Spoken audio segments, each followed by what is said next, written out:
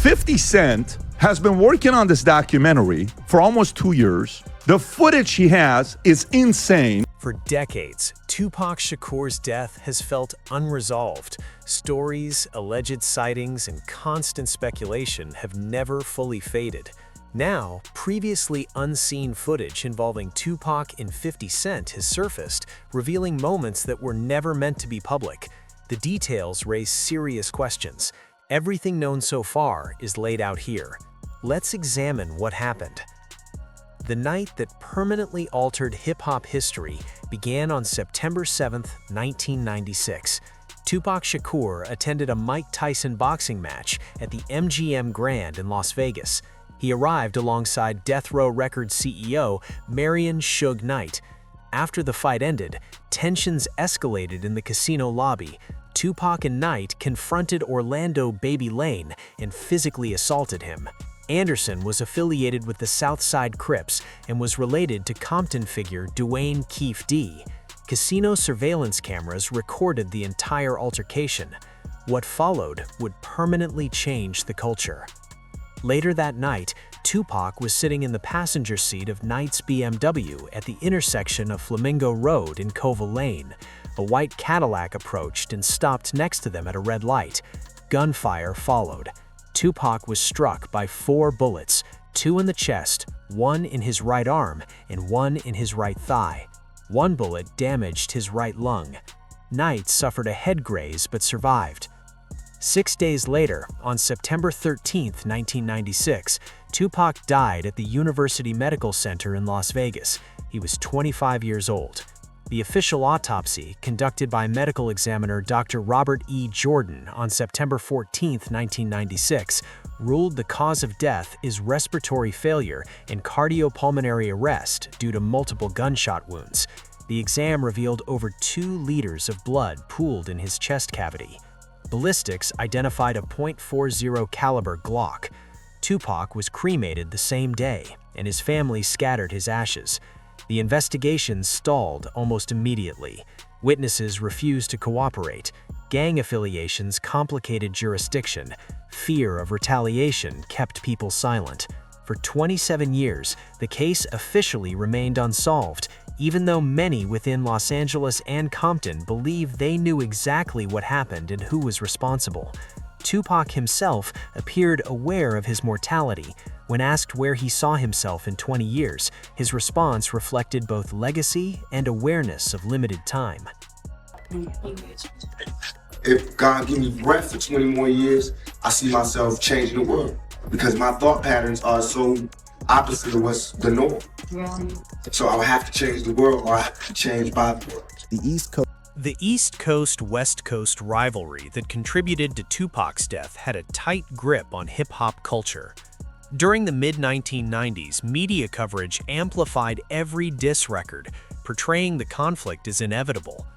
Tensions between Death Row Records in the West and Bad Boy Records in the East escalated beyond industry competition into real-world street involvement. Tupac's shooting at Quad Recording Studios in New York in 1994, where he was robbed and shot 5 times, convinced him that East Coast figures had set him up. This occurred shortly before he served time related to a sexual assault conviction. In 1995, Tupac signed with Death Row Records after Suge Knight posted his $1.4 million bail in exchange for a 3-album deal.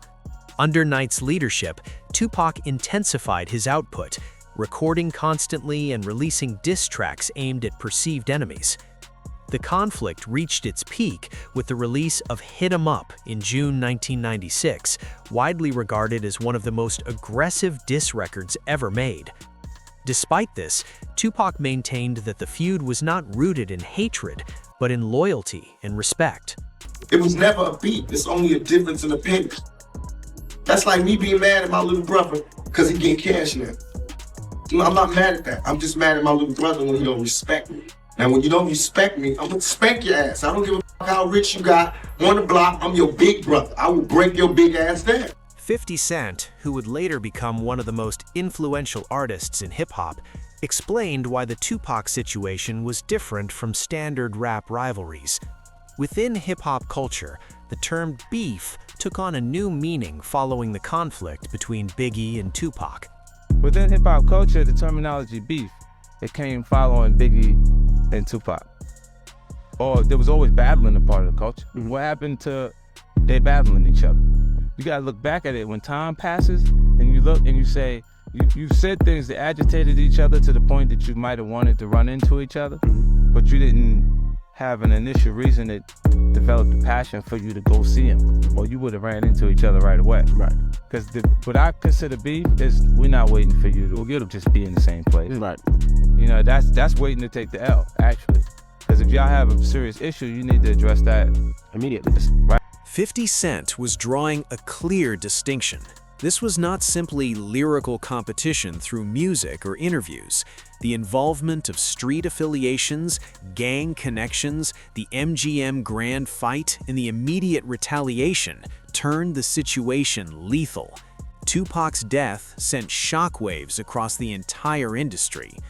Just 6 months later, on March 9, 1997, the notorious B.I.G. was killed in a drive-by shooting in Los Angeles after leaving an event at the Peterson Automotive Museum.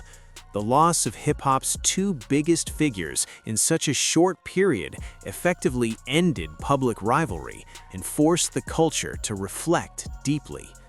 While 50 Cent built his career influenced by Tupac's legacy, the truth about what happened in Las Vegas remained hidden for decades until one individual began speaking publicly. After 27 years of silence, that changed. For nearly 3 decades, Tupac Shakur's murder remained officially unsolved. Law enforcement understood the general sequence of events. The streets of Compton and Los Angeles knew the specific details. However, no one was willing to testify, no charges were filed, and the case went cold. That changed when Dwayne Keith Davis, known as Keith D, began speaking openly. A former Compton figure associated with the South Side Crips, Keith D was inside the white Cadillac that pulled alongside Tupac's BMW on the night of the shooting. He was the uncle of Orlando Anderson, the same individual involved in the MGM Grand altercation just hours earlier. For years, Keith D remained silent. Then he published a book. Then he gave interviews, followed by more interviews. On September 29, 2023, Keith D was arrested in Henderson, Nevada, while walking near his home. He was 60 years old. Authorities stated the arrest resulted from years of investigation, combined with renewed focus on his public statements in interviews, documentaries, and his 2019 book, Compton Street Legend. A Clark County grand jury charged him with 1 count of murder with a deadly weapon, including gang enhancements under Nevada law. This statute allows prosecution of individuals who helped organize or facilitate a killing, even if they were not the shooter. Prosecutors allege Keith D orchestrated the attack as retaliation for the MGM Grand incident, provided the .40 caliber Glock, and coordinated with Anderson and others in the Cadillac. In a Vlad TV interview, Keith D described the moments leading up to the shooting, including how the vehicle ended up beside Tupac's BMW at the red light on Flamingo Road, marking a turning point in a case that had remained dormant for decades. No, we coming up, what's the name? What's that, Flamingo? Yeah, I think that's Flamingo. We was coming up Flamingo and got to the light. He was gonna go drink, smoke some weed, and he happened to be hanging out the window. He was hanging out the window like he was in a parade. When Vlad asked him what happened next, Keith D stated that he and Suge Knight made direct eye contact just moments before the gunfire began. Keith D then explained what he observed inside Tupac and Suge's BMW as shots were being fired around them. It looked like he was reaching, yeah. Yeah, it did. Once he got to reaching, I got to ducking. He starts blasting. You say Suge looks over, he sees you. Yeah. He looks right at you. Yeah, he looked at me. I seen the bullet going Suge's head. I thought he was dead. Thought he was dead. So Orlando shot across Dre?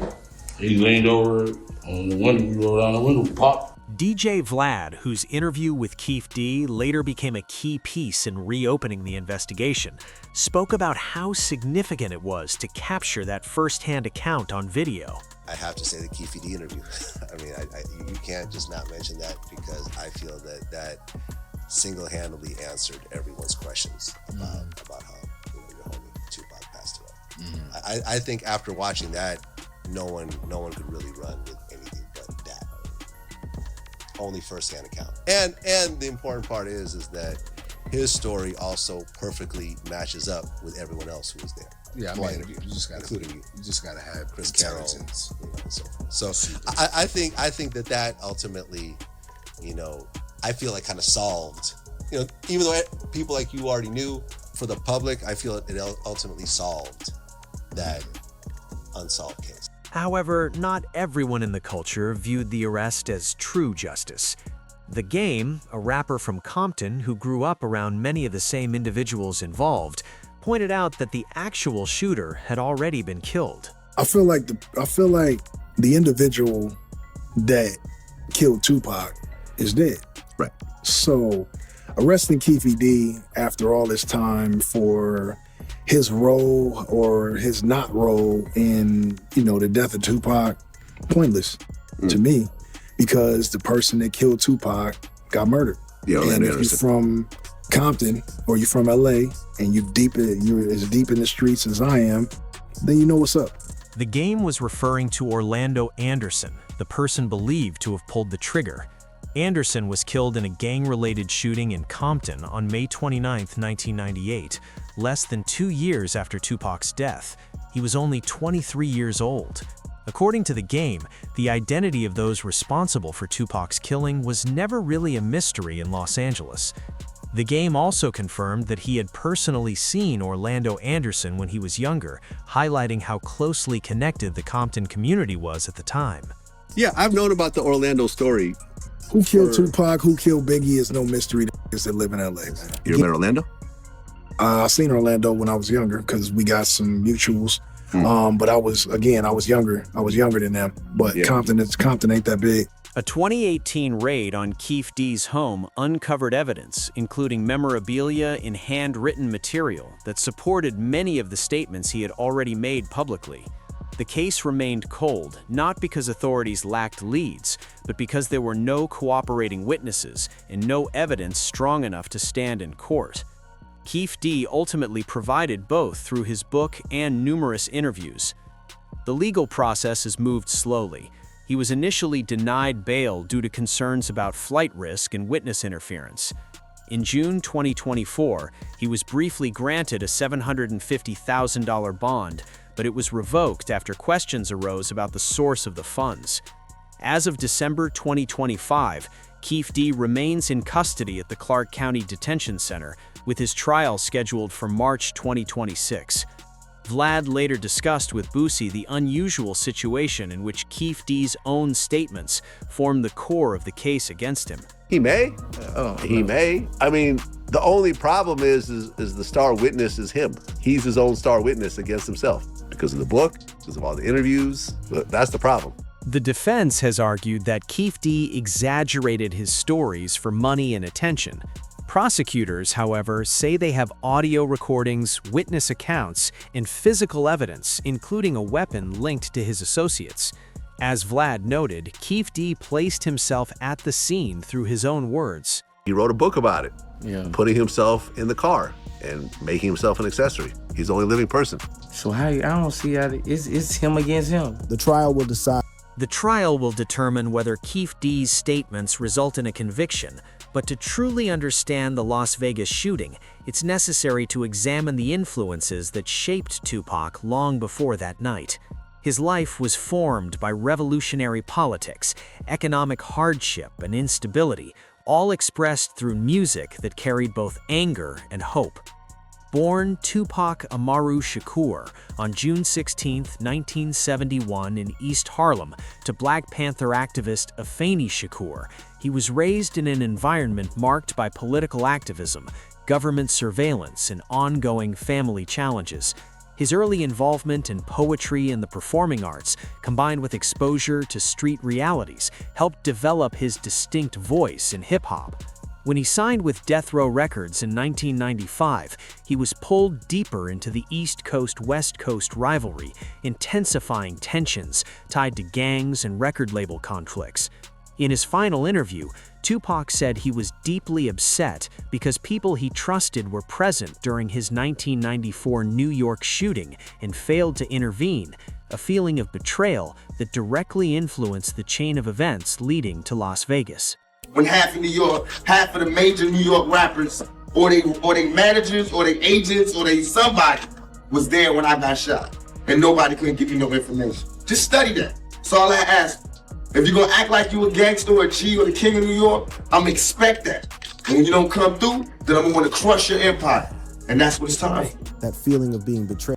That sense of betrayal, combined with gang affiliations and industry power struggles, created the conditions for tragedy. Tupac's death did not bring his story to an end. Instead, his music and message continued to reach audiences around the world. Even years later, he remains one of the most influential figures in hip-hop, shaping artists, social awareness, and cultural movements. His mother, Tupac Shakur, oversaw his posthumous projects, preserving his legacy through albums and media releases. In his last interview, Tupac stated he hoped to be remembered not as a disruptive figure, but as someone who deserved the opportunity to grow, change, and move forward. The last time we talked, you said that you were best known for your big mouth. What do you feel like you're best known for now? Taking 5 bullets.